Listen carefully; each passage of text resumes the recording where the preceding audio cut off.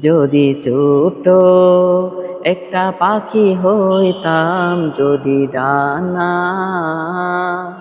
ওয়ালা পাখি হইতাম, একটা উড়াল দিয়া আমি মদিনায় যাইতাম।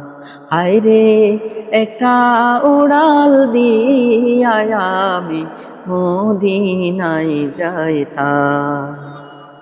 এদিক সেদিক ঘুরে বেড়াইতাম মেলিয়া ডানা। পড়েছিল নবীর কদম খানা।